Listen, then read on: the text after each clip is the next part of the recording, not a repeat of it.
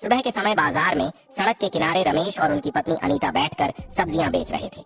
उनकी बेटी प्रियंका आर्मी में लेफ्टिनेंट थी। वह देश की सेवा में लगी हुई थी। उसे जरा भी अंदाजा नहीं था कि आज उसके माता पिता के साथ कौन सा हादसा होने वाला है। रमेश और अनीता दोनों शांति से सब्जियां बेच रहे थे कि तभी अचानक एक मोटरसाइकिल तेजी से आती है। मोटरसाइकिल पर इंस्पेक्टर रविंद्रनाथ बैठा हुआ था। वह बाइक साइड में लगाता है और गुस्से में आकर रमेश की पीठ पर एक जोरदार डंडा मार देता है। फिर अनीता पर भी लाठी बरसा देता है। दोनों अचानक घबरा जाते हैं और हैरान रह जाते हैं।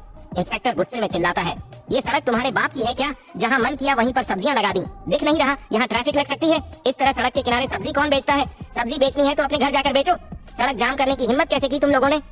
इतना कहकर रविंद्रनाथ ने गुस्से में चटाई पकड़कर जोर से खींच ली, जिसमें सारी सब्जियां रखी थी।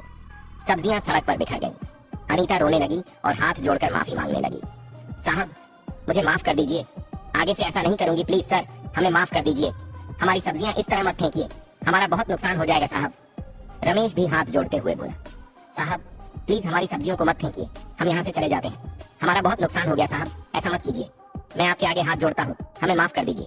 मगर इंस्पेक्टर रविंद्रनाथ को जरा भी दया नहीं आई। वह गुस्से में दोनों को गालियां देने लगा, भला बुरा कहने लगा। फिर उसने गुस्से में रमेश के ऊपर एक और लाठी मारी और चिल्लाकर बोला, जल्दी सब्जियां हटाओ यहाँ से। लाठी इतनी जोर से लगी कि रमेश दर्द से कराह उठा और रोने लगा। वह हाथ जोड़कर पैर पकड़कर माफी मांगता रहा, लेकिन इंस्पेक्टर का दिल मानो पत्थर का बन चुका था। अनीता भी रोते हुए माफी मांग रही थी, मगर रविंद्रनाथ के कानों पर जरा भी असर नहीं हो रहा था। आधी सब्जियां सड़क पर बिखर चुकी थीं, गाड़ियां चल रही थीं, लोग इधर उधर जा रहे थे। कुछ सब्जियां गाड़ियों के नीचे कुचल गईं। हल्ला मचने के कारण लोग इकट्ठा होने लगे। सब कोई खड़े होकर तमाशा देखने लगे, मगर कोई आगे नहीं आया। किसी ने भी यह नहीं कहा कि इंस्पेक्टर गलत कर रहा है, जबकि सबके सामने साफ दिख रहा था कि गलती इंस्पेक्टर की है। वह चाहता तो बिना मारे उन्हें समझा सकता था कि सब्जियां हटा लें, लेकिन उसने बेवजह डंडा बरसाया, गालियां दी और सब्जियां बिखेर दी। इसी भीड़ में मौजूद थी आर्मी ऑफिसर प्रियंका की बचपन की सहेली डॉक्टर अंशिका। वह भी लोगों के साथ खड़ी तमाशा देख रही थी, मगर अगले ही पल उसने समझदारी दिखाई और सोचा, इस वक्त घटना की वीडियो बनाना बहुत जरूरी है। उसने तुरंत मोबाइल निकाला और पूरी घटना रिकॉर्ड करने लगी।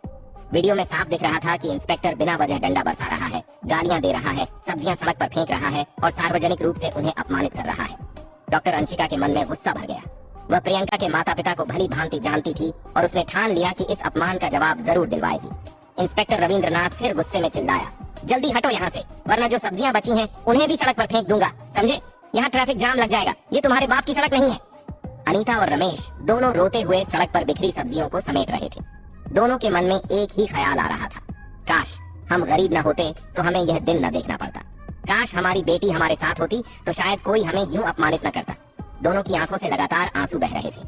उन्होंने जितनी सब्जियां बची समेटी और घर की ओर चल दिए। इंस्पेक्टर ने गुस्से में बाइक स्टार्ट की और चिल्लाया, तुम लोग यहाँ क्या देख रहे हो? काम धंधा नहीं है क्या? सब अपने अपने काम पर जाओ, भीड़ खत्म करो यहाँ से। इतना कहकर वह गुस्से में वहाँ से चला गया। इधर आर्मी ऑफिसर प्रियंका की सहेली अंशिका घर गई और उसने वीडियो तुरंत प्रियंका को भेज दी। वीडियो देखते ही प्रियंका की आंखों से आंसू बह निकले। वह गुस्से और दुख से भर गई। उनकी आंखों के सामने एक एक दृश्य घूमने लगा। किस तरह उनसे पढ़ाया लिखाया गया, माता पिता ने उनके लिए क्या क्या किया, और आज वही माता पिता सड़क पर अपमानित हुए, लोगों के सामने मारे पीटे गए, जबकि कोई उनकी मदद नहीं कर रहा था और सब केवल तमाशा देख रहे थे। प्रियंका के अंदर खून उबल रहा था। उसने दर्द से रोते हुए अपना आपा नहीं रखा और तुरंत अंशिका को कॉल किया। अंशिका ने कॉल उठाई। प्रियंका ने पूछा, तुम्हें यह वीडियो कहाँ से मिला और क्या क्या हुआ? अंशिका ने पूरी घटना विस्तार से बता दी कि उसने स्वयं वह वीडियो रिकॉर्ड किया था ताकि सबूत बन सके। उसने बताया कि इंस्पेक्टर रविंद्रनाथ ने तुम्हारे माता पिता के साथ बुरा बर्ताव किया है। उन्हें न सिर्फ पीटा गया बल्कि खुलेआम अपमानित भी किया गया।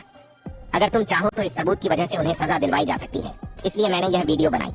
अंशिका ने कहा, मुझे बहुत गुस्सा आया। मैंने देखा कि इंस्पेक्टर ने तुम्हारे माता पिता को बहुत मारा, उन पर कोई रहम नहीं आया, इसलिए मैंने यह रिकॉर्ड किया। यह सुनते ही प्रियंका का दिल और तेज धड़कने लगा। उसने छुट्टी के लिए आवेदन कर दिया और 1 हफ्ते की छुट्टी ले ली। छुट्टी मिलते ही प्रियंका ने साधारण सा सलवार सूट पहना और बस पकड़कर घर की ओर निकल पड़ी। इधर घर पर रमेश और अनीता बैठे बैठे रो रहे थे। उनकी आंखें नम थीं। दिल में उम्मीद थी कि उनकी बेटी कुछ बड़ा करेगी और उन्हें गरीबी से बाहर निकाल देगी, मगर आज उन्हें अपमान सहना पड़ा। अनीता बोली, क्यों ना हम अपनी बेटी को सब कुछ बता दें? लेकिन रमेश ने कहा, नहीं, हमें यह बात नहीं बतानी चाहिए। अगर प्रियंका को यह सब पता चला तो वह इसे बर्दाश्त नहीं कर पाएगी और न जाने क्या हो जाएगा। वैसे भी वह आर्मी में लेफ्टिनेंट है, पर इस इंस्पेक्टर का कुछ बिगाड़ नहीं पाएगी। उसे ऐसे ही खुश रहने दो। उनको क्या पता था कि उनकी बेटी घर पहुंचने वाली है। कुछ ही देर में प्रियंका घर पहुंची और दरवाजा खटखटाया। दरवाजा की आवाज सुनकर रमेश ने दरवाजा खोला और वह अपनी बेटी को देखकर हैरान रह गया। पिता की आंखों में आंसू देख प्रियंका को समझ आ गया कि जरूर कुछ बहुत बुरा हुआ है। वह रोते हुए अपने पिता के गले लग गई। रमेश ने उसे अंदर बुलाया। अनीता ने अपनी बेटी को देखकर आंसू छुपाने की कोशिश की, पर वह आंसू छुपा न सकी और वह और भी ज्यादा रोने लगी। प्रियंका ने अपनी माँ को गले लगाकर कहा, माँ चिंता मत कीजिए, मैं इसे बर्दाश्त नहीं करूंगी। मैं इंस्पेक्टर को कानून के मुताबिक सजा दिलाऊंगी। उन्होंने जो कुछ भी किया है वह गलत है और गैर कानूनी है। मेरे पास इसका सबूत भी है। मैं उसे छोड़ूंगी नहीं। मुझे माफ कर दीजिए पापा कि मैं समय पर यहाँ न आ सकी। आपने मुझे कठिनाई में पाला, पढ़ाया, लिखाया, ये मुकाम दिलाया और मैं अपने फर्ज में देर कर गई और मैं अब इसे सही करूंगी। मैं रिपोर्ट दर्ज करवाकर जहाँ तक हो सके उसे सजा दिलवाकर रहूंगी। अनीता रोते हुए बोली, बेटा तुम कहाँ जाओगी? तुम्हें रिपोर्ट लिखवाने के लिए वही थाना जाना होगा। वही तो इंस्पेक्टर है, तुम कुछ कर ही नहीं सकती, छोड़ो।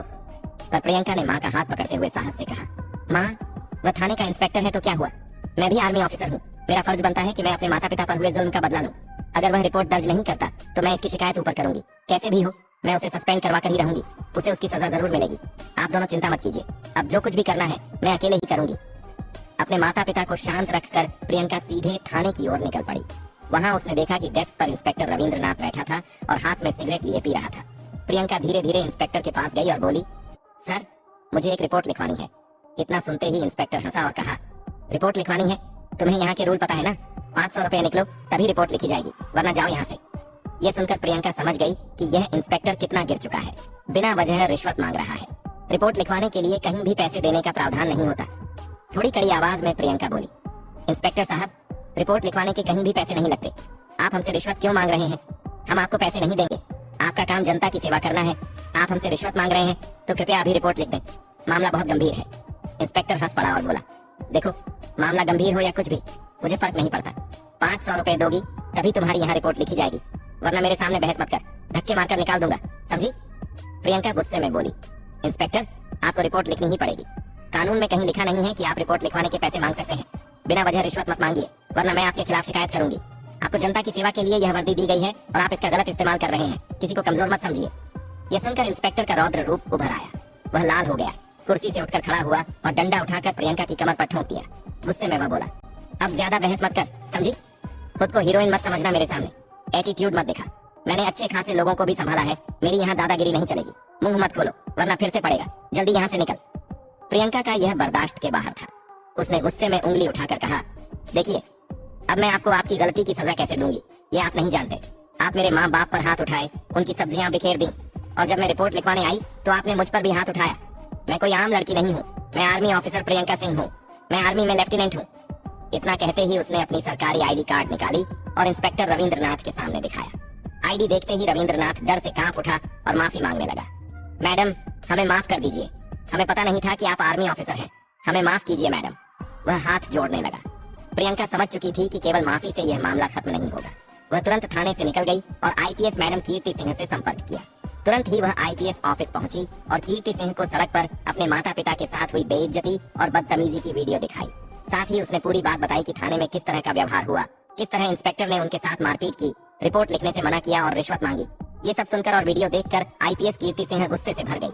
कीर्ति सिंह ने गंभीर आवाज में कहा, प्रियंका आप बिल्कुल चिंता मत कीजिए। इस इंस्पेक्टर ने हद पार कर दी है। उसने न सिर्फ इंसानियत का अपमान किया है बल्कि कानून का भी खुला उल्लंघन किया है। ऐसे लोगों को वर्दी में रहने का कोई अधिकार नहीं है। उन्होंने आगे कहा, इंस्पेक्टर रविंद्रनाथ के खिलाफ हमारे पास पक्के सबूत मौजूद हैं, वीडियो, गवाही और बयान सभी। बस हमें एक आधिकारिक गवाह की जरूरत होगी। मैं इस पूरे मामले को सीधे डीएम सर तक पहुंचाऊंगी। कल ही इस पर कड़ा कदम उठाया जाएगा। संभव है कि इसके लिए प्रेस मीटिंग बुलाई जाए जहां आपको अपने माता पिता के साथ मौजूद रहना होगा। कीर्ति सिंह का चेहरा सख्त था लेकिन आवाज में आत्मविश्वास झलक रहा था। उन्होंने कहा, आप निश्चिंत रहें प्रियंका, मैं आपकी पूरी मदद करूंगी। उस इंस्पेक्टर को उसके अपराध की सजा जरूर मिलेगी। हमें मंजूर नहीं कि हमारे कानून को कोई तोड़े या अपने पद का गलत इस्तेमाल करे। देश में भ्रष्टाचार फैलाने वालों के लिए वर्दी में कोई जगह नहीं है। प्रियंका की आंखों में एक उम्मीद की चमक आई। कीर्ति सिंह ने आगे कहा, आप घर जाइए और अपने माता पिता को भी तैयार रखिए। मैं अब इस केस को अपनी जिम्मेदारी पर लेती हूँ। आज ही सारी रिपोर्ट, वीडियो और गवाही के बयान डीएम सर तक भेजे जाएंगे। यह कहकर कीर्ति सिंह ने तुरंत पूरी जांच शुरू कर दी। उन्होंने थाने से रिपोर्ट की प्रतियां मंगवाई, चश्मदीद गवाहों के बयान दर्ज किए और अंशिका द्वारा रिकॉर्ड की गई वीडियो को मुख्य सबूत के रूप में केस फाइल में जोड़ा। देर रात तक कीर्ति सिंह ने सभी दस्तावेज तैयार करवाए और रिपोर्ट के साथ वीडियो क्लिप डीएम कार्यालय भेज दी। अगले ही दिन जब डीएम सर ने यह वीडियो और रिपोर्ट देखी तो उनके चेहरे पर भी गुस्से के साथ हैरानी झलक उठी। उन्होंने तुरंत आईपीएस कीर्ति सिंह से संपर्क किया और पूरे मामले की जानकारी ली। सारे तथ्यों को समझने के बाद डीएम सर ने आदेश दिया कि इस घटना को सार्वजनिक रूप से रखा जाए ताकि पूरे विभाग में एक संदेश जाए कि कानून से ऊपर कोई नहीं। इसी के साथ उन्होंने अगले दिन सुबह ही प्रेस मीटिंग बुलाई। अगले दिन सुबह ठीक 10 बजे प्रेस मीटिंग का वक्त तय था। बड़ा सा हॉल, सामने टेबल पर डीएम साहब, बगल में आईपीएस कीर्ति सिंह और पीछे कुछ अफसर बैठे थे। माहौल बहुत गंभीर था। हर किसी के चेहरे पर सन्नाटा और सख्ती दोनों झलक रही थी। प्रियंका अपने माँ बाप के साथ हॉल में बैठी थी। उनकी आंखों में थोड़ी घबराहट थी, लेकिन प्रियंका के चेहरे पर अब डर नहीं, बस एक सख्त इरादा था। वो जानती थी कि आज इंसाफ होगा। डीएम साहब ने फाइल खोली और बोले, जो घटना प्रियंका सिंह के माता पिता के साथ हुई उसकी पूरी जांच की गई है। सारे सबूत, वीडियो और गवाही हमारे पास मौजूद है। फिर उन्होंने कहा, आईपीएस कीर्ति सिंह, आप बताइए क्या रिपोर्ट आई है। कीर्ति सिंह ने खड़े होकर कहा, सर, जांच के दौरान ये साफ साबित हुआ है कि इंस्पेक्टर रविंद्रनाथ ने न सिर्फ बुजुर्ग माता पिता के साथ मारपीट की, बल्कि रिपोर्ट लिखने से भी इनकार किया और रिश्वत मांगी। हमारे पास पूरी वीडियो रिकॉर्डिंग और गवाहों के बयान मौजूद हैं। ऐसे व्यक्ति को वर्दी पहनने का कोई हक नहीं। हॉल में सन्नाटा छा गया। प्रियंका की माँ की आंखों में आंसू आ गए। उन्होंने अपनी चुन्नी से चुपके से आंसू पोंछे। रमेश भी सिर झुकाकर बैठे थे, पर अंदर ही अंदर मन कह रहा था, आज सच्चाई जीतेगी।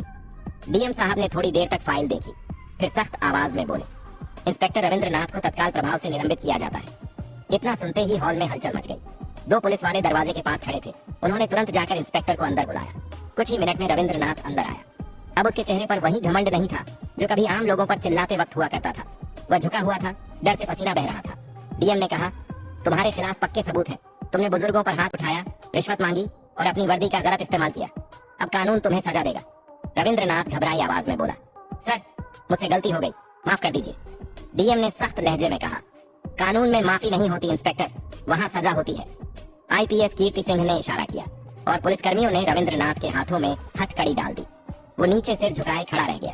प्रियंका के दिल में जो दर्द, गुस्सा और अपमान का तूफान कई दिनों से चल रहा था, वो सब एक झटके में बाहर निकल गया। उसकी आंखों में अब सुकून था। प्रियंका की माँ रोते हुए बोली, बेटा, अब चैन मिला, हमारी इज्जत वापस मिल गई। प्रियंका ने माँ का हाथ थाम लिया और बोली, माँ, ये सजा सिर्फ हमारे लिए नहीं, बल्कि हर उस इंसान के लिए है जो डर के मारे चुप रह जाता है।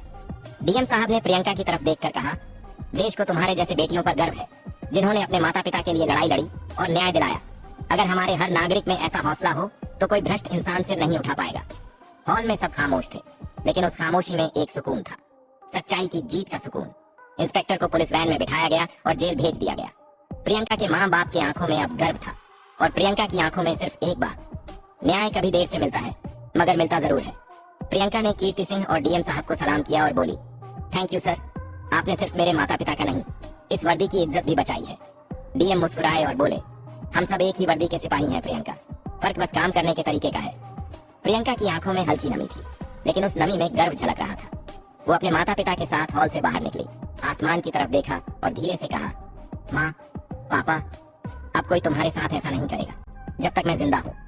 दोस्तों, हमें अपने हक के लिए आवाज उठाना चाहिए ताकि आगे कोई भी जुर्म करने से पहले 100 बार सोचें। अगर हम इसी तरह चुप रहेंगे तो लोग हमें दबाते रहेंगे।